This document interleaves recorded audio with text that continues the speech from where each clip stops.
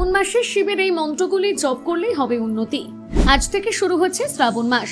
বছরের এই মাস ভগবান শিবের জন্য, সেই কারণে এই মাসে মহাদেবের বিশেষ পুজো করা হয়।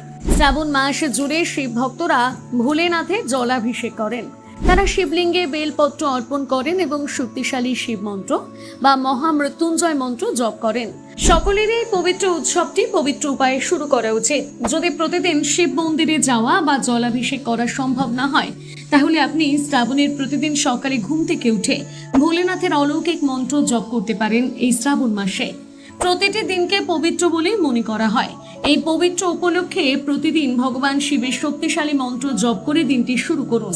এখানে কিছু অলৌকিক শিব মন্ত্র দেওয়া হলো, যা আপনি আপনার নিকটাত্মীয় এবং আত্মীয়দের কাছে পাঠাতে পারেন এবং তাদের একই সঙ্গে জপ করতে পারেন। ওম নমঃ শিবায় এটি শিবের সবচেয়ে প্রসিদ্ধ মন্ত্র। এটি জপ করলে মন শান্ত হয় এবং জীবনের শান্তি আসে।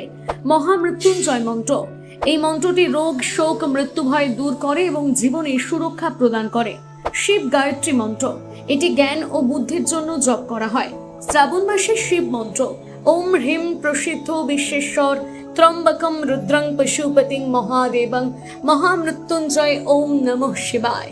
এই মন্ত্রটি শিবের আশীর্বাদ লাভের জন্য জপ করা হয়। শ্রাবণ মাসে এই মন্ত্রগুলি জপ করলে ভগবান শিবের কৃপা লাভ করা যায় এবং জীবনের সকল বাধা দূর হয়।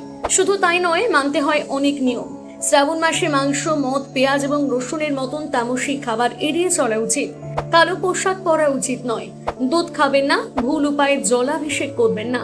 মনে রাখবেন, জলের ধারা যেন অবিরাম প্রবাহিত হয় এবং ওম নমঃ শিবায় মন্ত্র জপ করা উচিত। বাম হাতে জল অর্পণ করবেন না এবং লোহার পাত্র ব্যবহার করবেন না। পাশাপাশি রাগ করা বা মিথ্যে বলা, বিছানায় ঘুমোবেন না।